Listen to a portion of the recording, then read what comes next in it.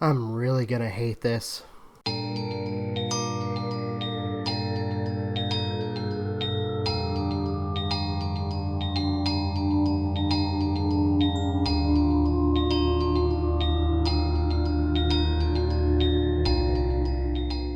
Oh god. This is not gonna be good. Especially if it's written by Anita Sarkeesian. Anita Sarkeesian looks back at Gamergate. The game industry's silence was shameful by Anita Sarkeesian on December 23rd, 2019.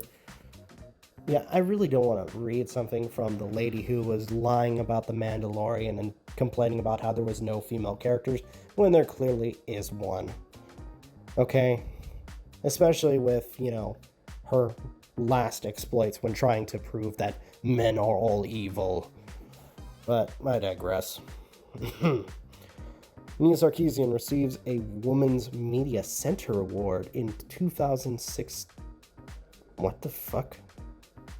Okay, I gotta ask, why is she receiving an award for being the con artist that she is?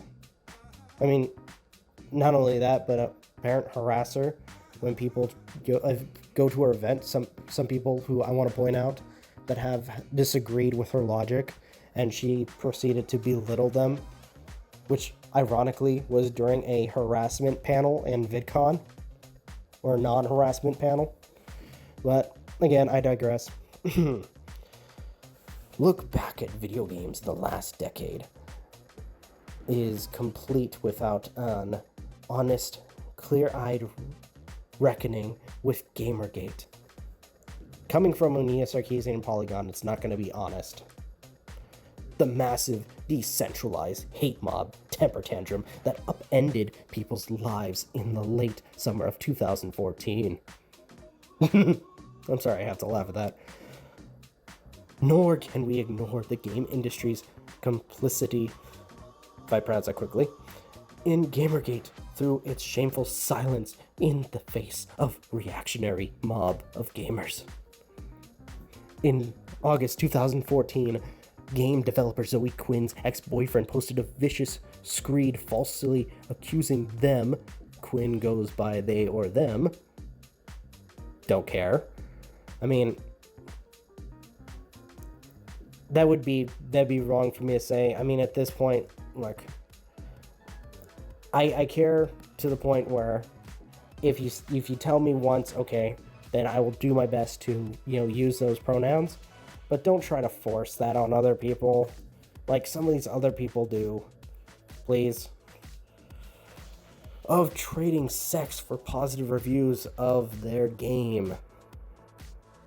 Wasn't that proven right, though? Allegedly? Like, I guess from what was told, that may have actually been happening. And yes, the game was, as they point out, the game was free. Quinn was immediately attacked by a vicious online hate mob with an all-consuming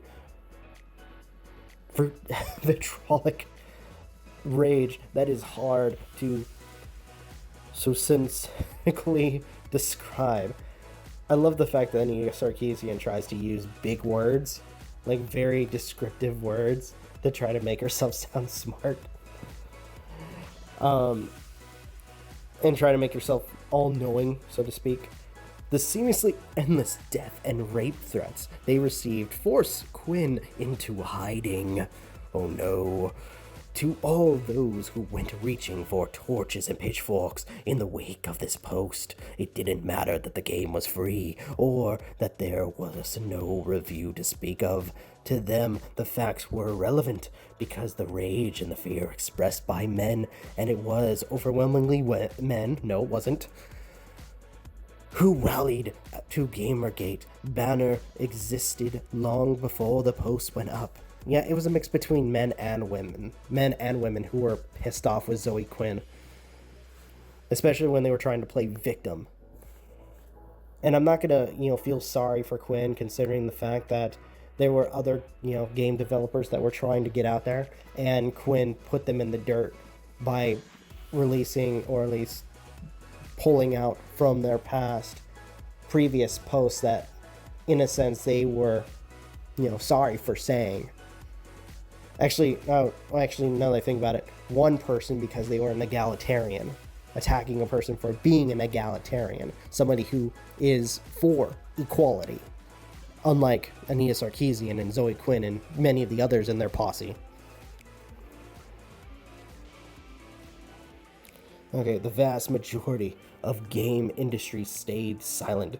That hateful post offered those men and women the pretense of a legitimate narrative and cause, ethics in games journalism.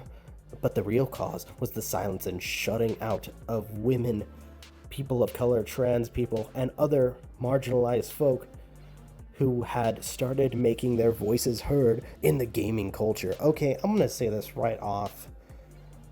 Nobody is stopping people who are, I'm gonna say this, when it comes to gaming or any type of hobby, anything in general, doesn't matter if you're white, doesn't matter if you're black, doesn't matter if you're Hispanic, doesn't matter if you're a man, doesn't matter if you're a woman, doesn't matter if you're trans, you're welcome to be a part of it. But I'm gonna use the but word, but you cannot force hypocritical ideas on people and shame people for liking a particular thing that you may not like. Okay, moving on. Gamergate's real goals were expressed in the explicit racism, sexism, and transphobia of the memes that the movement generated and the posts its supporters wrote on the message boards where they organized and strategized. Later, the flimsiness of the ethics in games journalism pretense would become... Does she know how to spell check?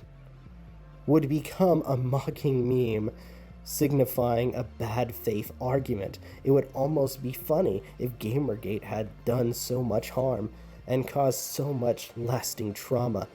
It can sometimes be difficult to explain how vicious, violent, and cruel Gamergate was, or how it was metastasized across our culture. Online attacks like these had become increasingly common. Odds are that you've witnessed or read about one in the last couple years. Whether it's the tidal wave of racist and sexist abuse comedian Leslie Jones received for daring to be in the 2016 Ghostbusters remake. Really? Oh my gosh.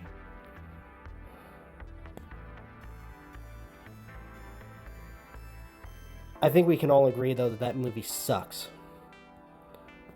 Or the sheer viciousness Congressperson Alexandria Cortez. We really were bringing up Cortez, too. Oh my gosh.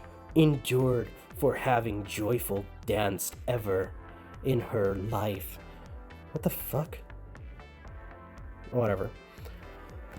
These attacks followed the same pattern, a mob riled by incendiary, racist or misogynist rhetoric, or both, dogpiles of targets social media accounts with death threats, rape threats, sexist, racist, ableist, if I pronounce that correctly, transphobic slurs, and horrifyingly graphic images. They often feature endless, borderline, incoherent YouTube triads full of ridiculous conspiracy theories on why the person they hate that week is actually the evil demon sent specifically to destroy all that they hold sacred, even if what they hold sacred is just a 1980s comedy or a beloved role-playing game. No. Okay, first off, again, the 2016 Ghostbusters film was a travesty. The characters weren't funny.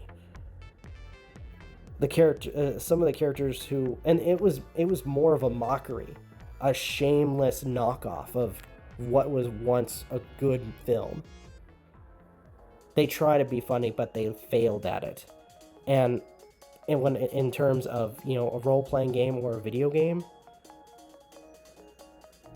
the only reason that people get defensive is when you attack them and claim that they're being a racist or a sexist for liking a particular video game.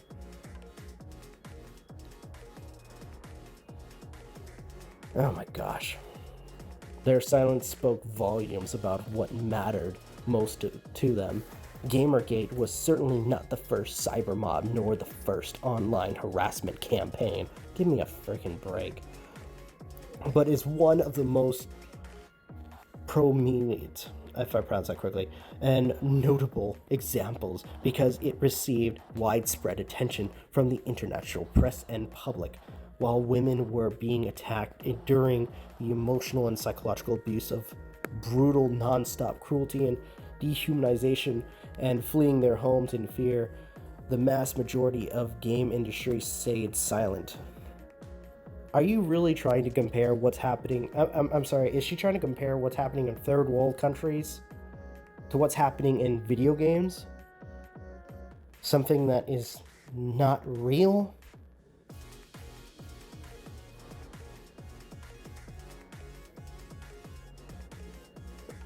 I'm sorry, but reality is reality and fiction is fiction. If you're worried about, and this is what people get mad at, if you're worried about the well-being of women in third world countries or people that are actually being abused, then good on you. Help people that are in those situations. But you waste your time trying to attack something that isn't freaking real. My God. We risk so much by speaking up and shining a light on the most horrifying corners of the internet. We demand that these boys and men be held accountable for their harassment and violence. Yeah, no, that's not going to happen. Because, you know, at this point, and I wouldn't be surprised if it was women that was doing it too. We hoped that it was a small ask that, I think you mean task, that the industry stand with us to simply say we will not tolerate harassment. Yeah, and how do you expect them to, you know, police quote-unquote harassment? Are you going to try to hunt down people's accounts? Are you going to, like, try to silence their, or ban them from using accounts online on their consoles or their computers? How exactly are you going to do that? I got a lot of advertisements in this. But we were left out on that ledge all alone. Majority gamer, or game, the most, or sorry, I screwed up. The most major game publishers and developers remained deafeningly silent, and their silence spoke volumes about what really mattered most to them. Much of the game's press remained silent too, until enough pressure mounted that they made statements, often quote-toast statements that were insulting in the face of what so many women had endured. We see parallels between Gamergate and the conservative political. Are you freaking... Okay, seriously. Stop trying to involve politics in something that is fantasy, that is fiction. Are you freaking serious? And you know what? And this actually brings up the real argument that if you were so concerned about what was in video games, then you know what? Make your own video games. Create your own company, get a group of people together, and make your own damn games. More than likely, when it comes to a lot of the TV shows that try to push a sort of political agenda, it flops. So, let's move on. Just look at what happened with Batwoman, by the way. But, I digress. Thankfully, in the years since, we've seen real change begin to manifest in games, but we'll never know what impact it may have had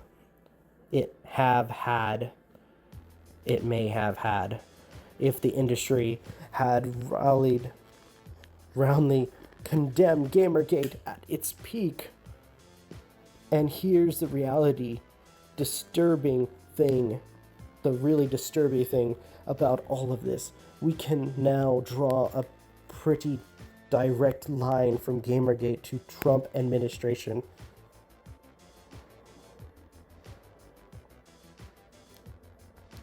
Insert J. Jonah Jameson laugh here.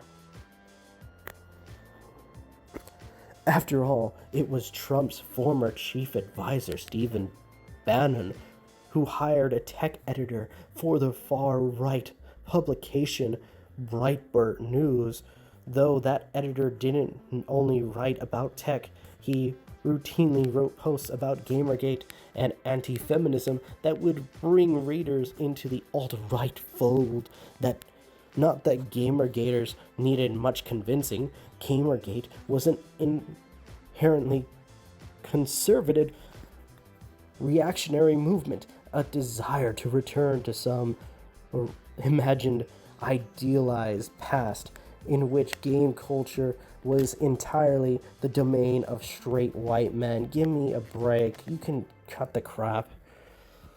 We see the parallels between Gamergate and conservative political movements in recent years. You only see what you want to see. You can stop. Not only in how some conservatives join in and actively worked to fuel the hate campaigns against many women, but in how they emulated the exact same strategies and tactics Gamergate had used in their own efforts to mobilize disaffected white folks to vote for Trump and support his deeply oppressive policies. Yeah, you can stop. Women especially women of color and trans women, had been speaking up for years about this aggressive, rising hatred, but no one was listening. We shouted from the highest rooftops we could find, and still at that time, even with all the mounting evidence, the game industries couldn't be bothered to support women. You say that, but we have a ton of games that actually have really strong female characters. You unfortunately don't want to see that. If the game industries had taken a bold stand during Gamergate, when they subsequent events may have taken a different course, maybe the later alt-right campaigns would have felt less emboldened or been less successful. Maybe major players in the realms of social media would have felt obliged to make real changes and take real substantive action. Maybe it could have been different, but that isn't the reality, and we can now say for sure that the game industries was on the wrong side of history for this one. So as we prepare to bid farewell to one decade to embrace the possibility of another, we have to remember the lessons of the past. We have to remember that games don't exist in some kind of vacuum, that all of this isn't just child's play. It is. We have to remember that standing up for women, for queer and trans folk, for people of color and other marginalized people in our spaces is essential, that it's at a gaming conference or on the national political stage. The time for staying silent in the face of hatred is over. We can't afford it any longer. Okay, so I don't want to seem like I'm denouncing somebody's opinions when it comes to a topic. However, I will denounce individuals who have been proven to be liars and manipulators. Anita Sarkeesian is, or at least kind of fits in that whole category. An individual who uses people's insecurities, or for the most part, her third wave feminism tactics, or, what's the word? Radical, there we go.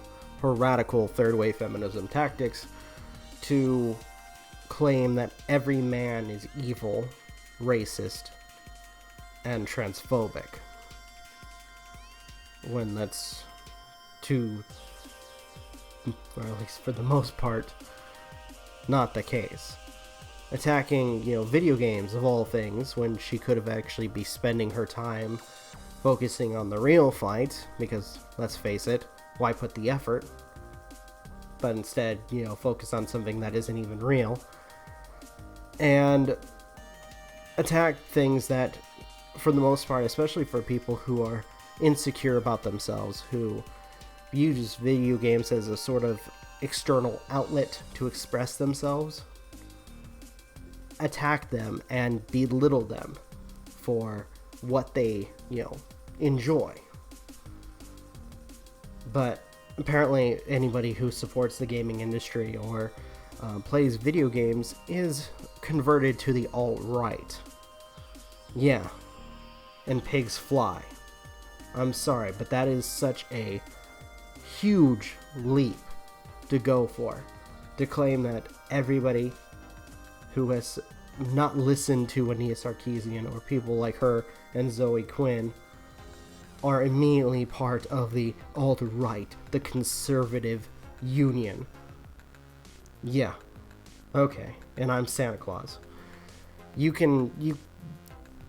Again, this is coming from somebody who has been manipulative, vicious, and a con artist of sorts for the past several years when it comes to her ideals, as well as, paying people or making people pay for what she, quote unquote, believes in. So, in turn, when it comes to Anita Sarkeesian and what she has to say, no offense to anybody, but she is a joke. A ruse.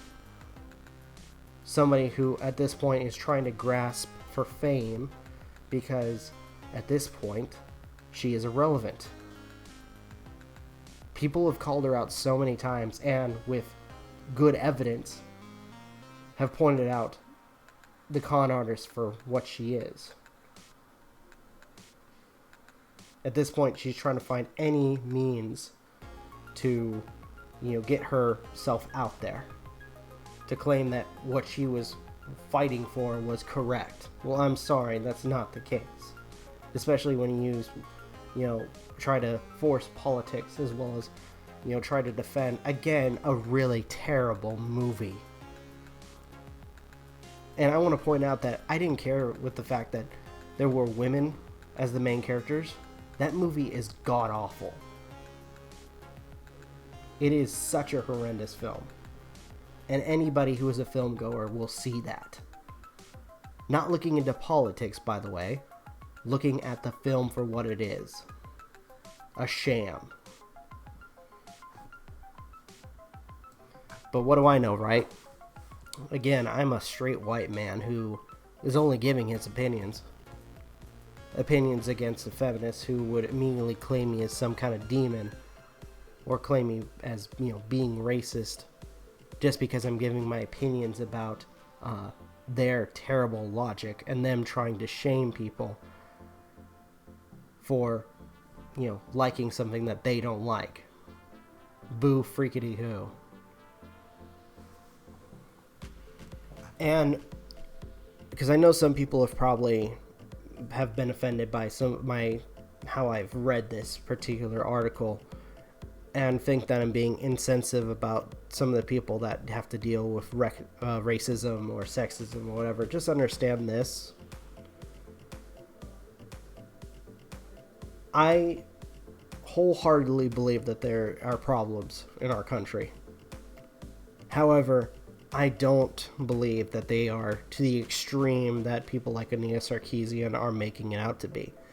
For those people who got offended, just understand that at this point I'm overplaying it, because at this point I can't take this person seriously at all. Not a lot of people can at this point. So, to everyone who did get offended and feel like I was being insensitive, I do apologize. Alright, I think I'm going to go ahead and end this video here. Thank you guys so much for watching. Truly appreciate it. If you have anything you'd like to add to the conversation, please leave it in the comments down below. Want to follow MJ, Magi, and Aden on gaming streams? Go check them out. If you want to follow us on social media, links are in the description. If you want to follow Sage for his nature walks, which is a lot of fun, go check that out. If you guys want to watch some of the other content that I produce, sometimes I upload between noon and 6 p.m. Pacific time. With that being said, thank you guys for watching. This is Rob of Novakast signing off. Have a good one, and take care. Peace.